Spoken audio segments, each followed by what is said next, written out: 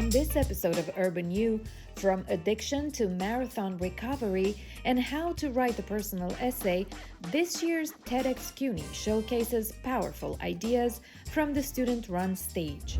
At York College, one philosophy professor is rethinking the way the subject is taught, bringing in thinkers of color and voices often left out of the school curriculum. We meet a Queens College grad whose opera career is hitting high notes around the world, and much more, including our Student Works series with the story of Jenny's Garden, a short piece from the journalism class at City College. Urban U starts now.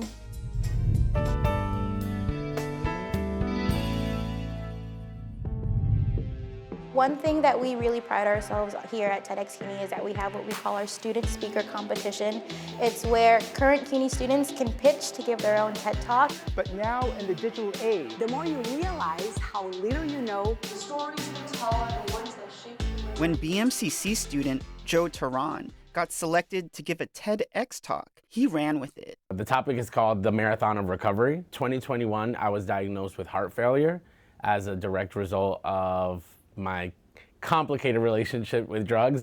Tehran studies public health on his ultimate quest towards a PhD. He also works as a harm reduction manager at an uptown nonprofit organization. He traces his track from addiction to the TEDx stage. My TEDx talk really follows my journey of recovery and my personal life along with marathon training. Tehran's talk will be part of this year's CUNY TEDx, a student-run forum of ideas. These talks will be linked together by the theme Fast Track. In an era where time is our most valuable currency, every second counts. Between urgent issues and competing daily demands, society needs to embrace acceleration.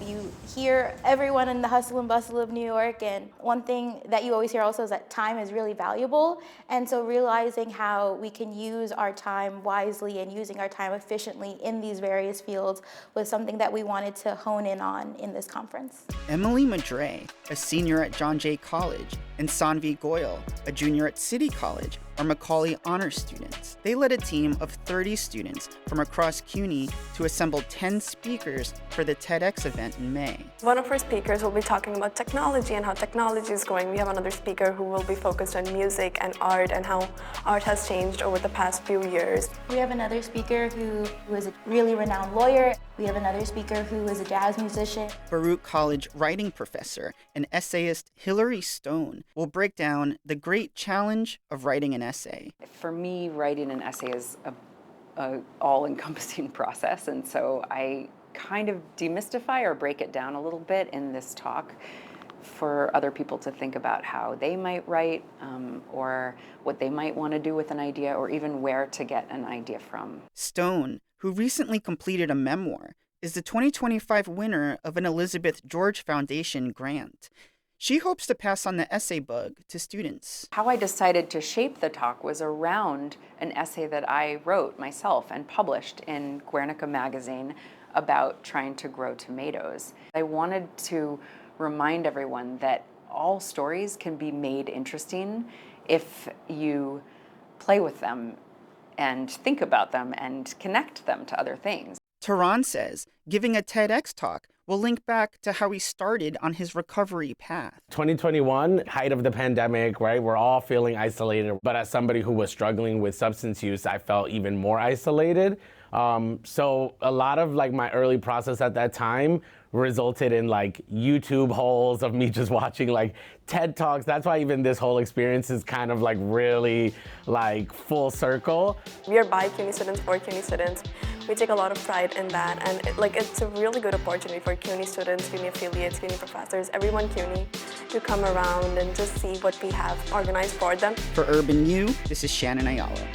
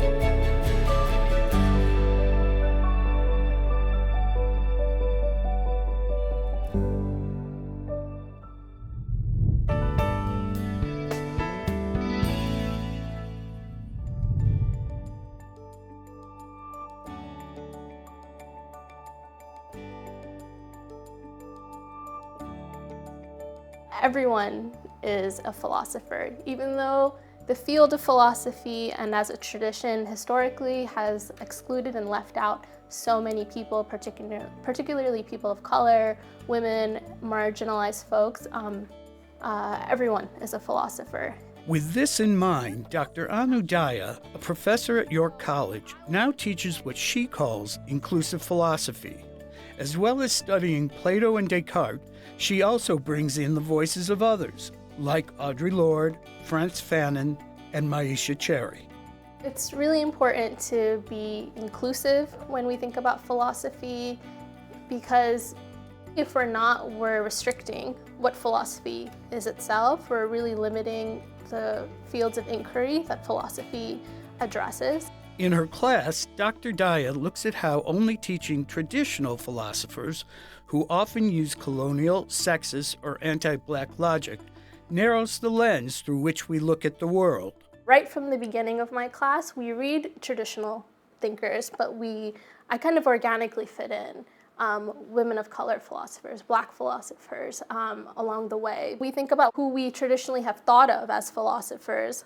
Because we only think of who is a philosopher in kind of a small box, it cuts off actually a whole host of questions that we could be asking philosophically about lived experience, about what does it mean to move through the body as a gendered and racialized and class subject. Dr. Daya also feels that broadening the list of philosophers is a great way to engage her students so they see how philosophy relates to them. I was really excited to teach philosophy at York College because of the really rich, diverse community of students that constitutes York.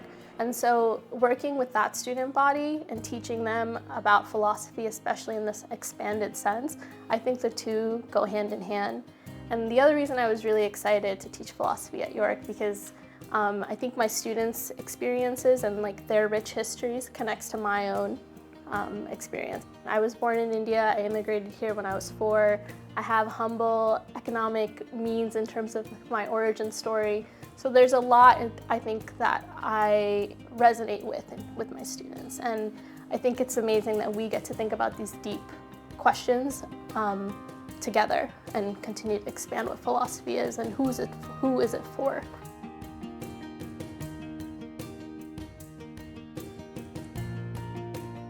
I hope that students learn that, particularly if there's something that doesn't sit right with them about something that they've experienced or about the world, that they have the tools to unpack that, to understand why it is the way it is and what could be done to change that, especially in relationship to something like race or sexism or classism. It helps us reimagine what kind of world we want to live in. I think philosophy ultimately teaches us how to live.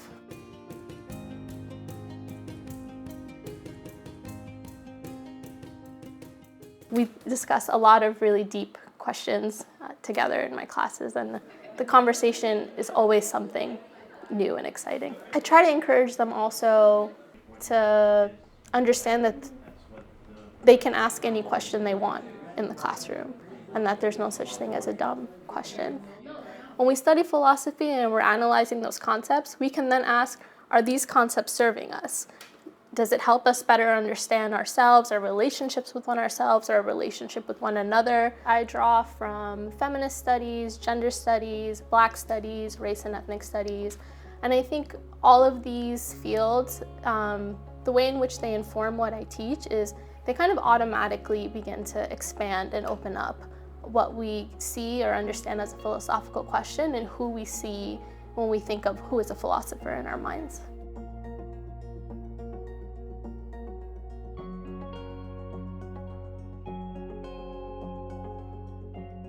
There's no field or career that you can't think about philosophically. So that is my hope, that students learn to critically think in my classroom and then they can do endless amounts of things with that skill.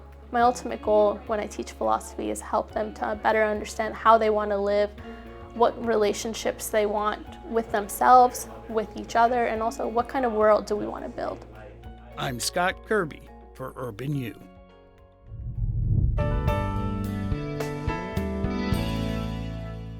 President Trump has issued more than 60 executive orders since taking office, including ending birthright citizenship, a right guaranteed by the 14th Amendment.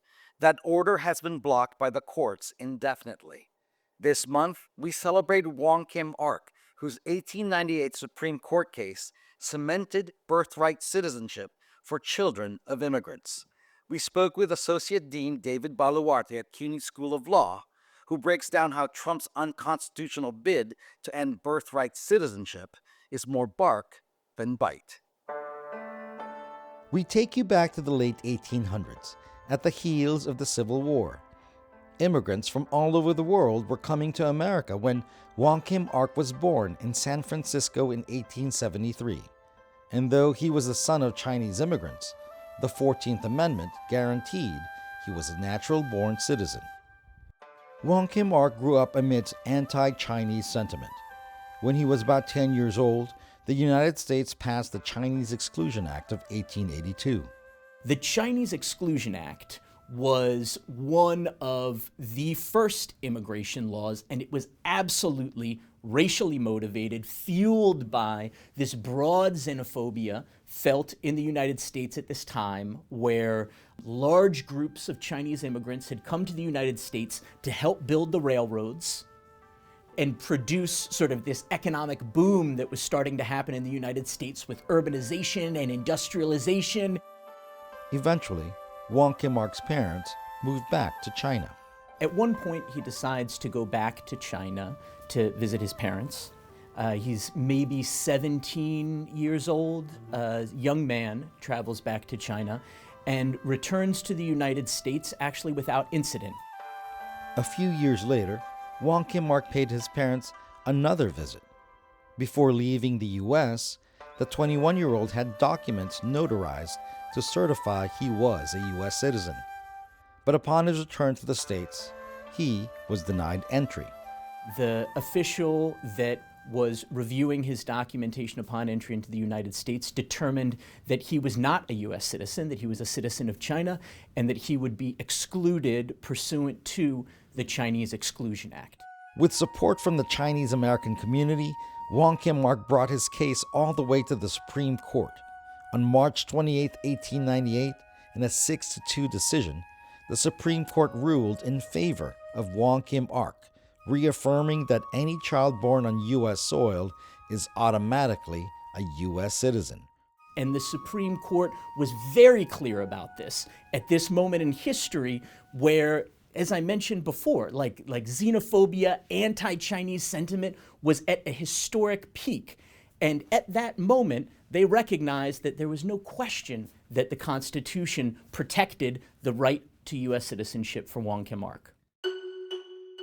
David Boluarte is an associate dean at CUNY School of Law. He says overturning the 14th Amendment is a tall order. The only way that that rule is going to change is with a constitutional amendment. A constitutional amendment requires 2/3 majority of the House of Representatives and the Senate, and 3/4 of the states need to ratify that decision by a supermajority of that state's Congress. And in our polarized political environment right now, the likelihood of getting a supermajority in Congress and then 3/4 of states to agree on something like this, which is absolutely going to be controversial, even in those quarters where there's anti-immigrant sentiment, and there's no way that that is going to result in the kind of political support that would be required to actually amend this aspect of the Constitution. Absolutely not.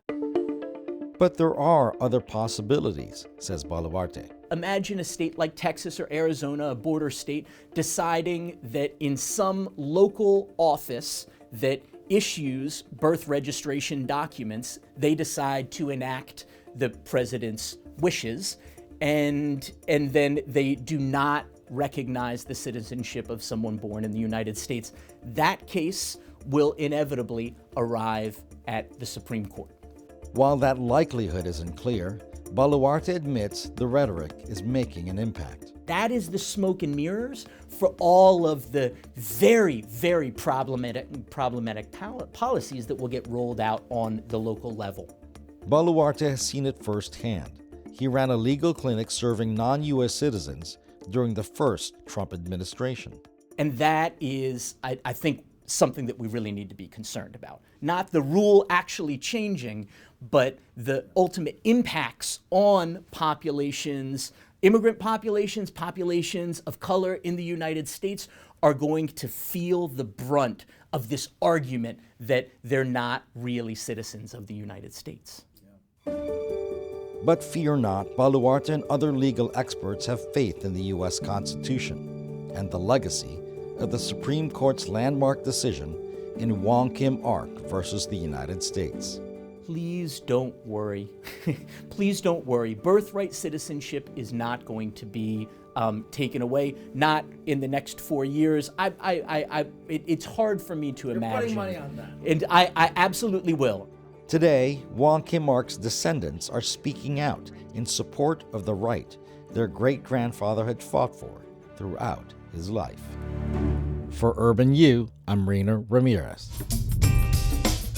Still up on Urban U, a Queens College grad shares her journey from the Bronx to the world's top stages, plus Jenny's Garden, a short story created in the City College journalism class about community, care, and the green spaces that bring people together. Stay tuned.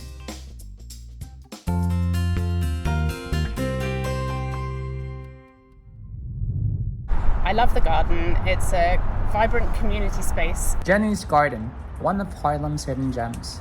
You can find it on 138th Street between Riverside and 12th Avenue. The garden was started in the 1970s by Jenny Benitez. Migrated here in the 70s, rolled up her sleeves. This garden is all volunteer-based. So in order to be a member or to participate in being a member and have an individual box, you have to show continuous commitment to the parks and garden for one growing season, and then you're in line to get a bed. Also provide a place for compost. Affectionately, everybody calls me Compost Sean. I don't know how I got that name. But I used to love it when during the height of the pandemic, I kept the place open when every other place was shut. Food charity is a crucial part of their mission. We have a lot of gardening that is designed to reach the soup kitchen and help the community, and then you have the visually stunning gardens beyond that, and then you have kind of this wilder section at the back. Now in the back 40, I'm working on a native plant garden, which is like kind of my baby. I'm very excited about it. Yeah, so that's my now most exciting thing about the garden. The volunteers created sections, both practical and aesthetically appealing. It was given to me to take care of a small space where I implemented a Japanese garden, and it's like my baby. With hours of operation and contact information posted right at the entrance, anyone wanting to volunteer are encouraged to email the garden. Josh Perez, City College News.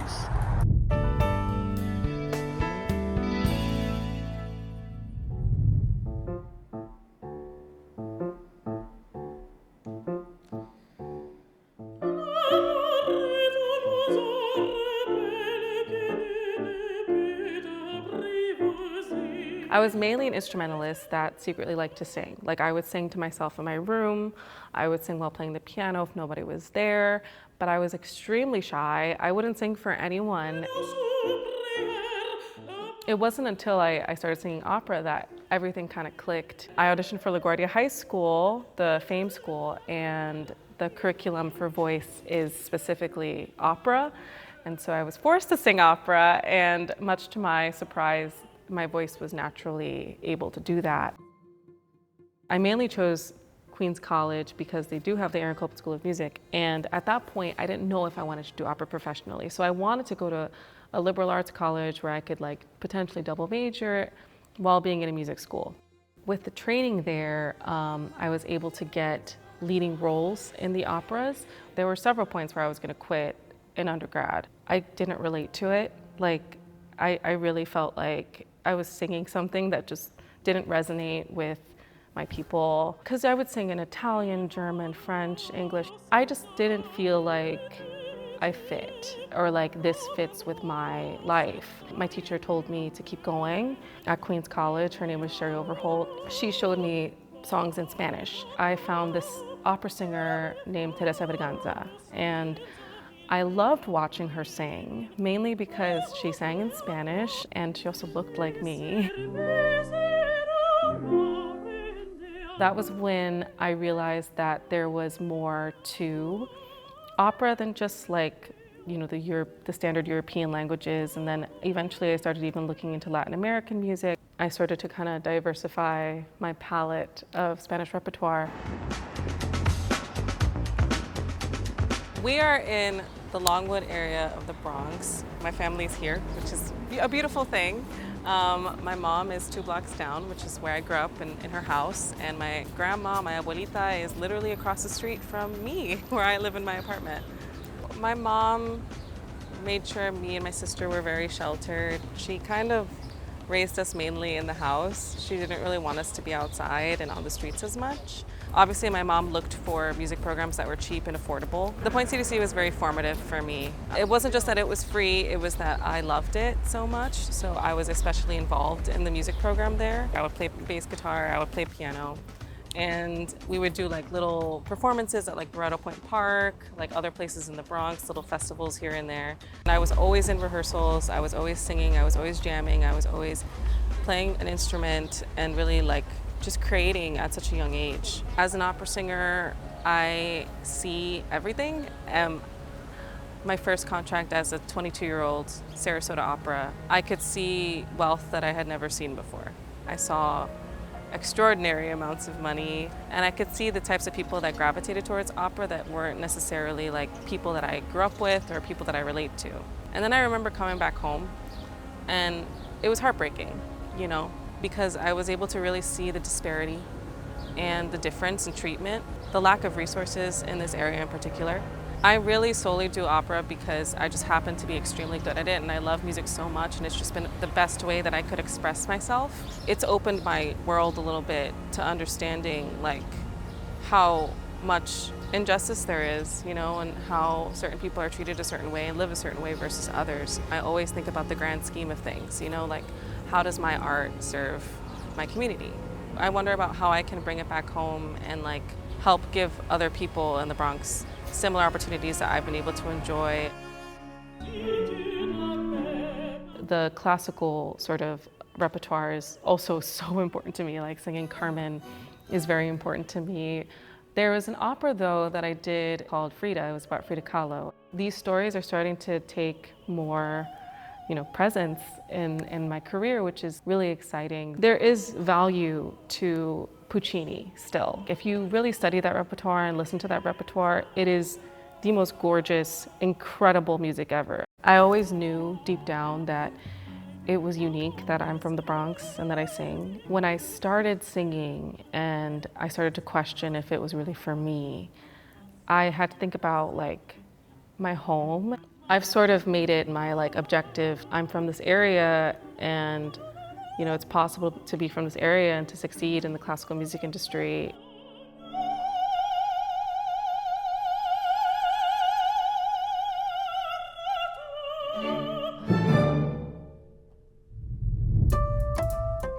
That's all for this episode of Urban U. Thank you for watching these powerful stories from the largest urban university in the nation, the City University of New York.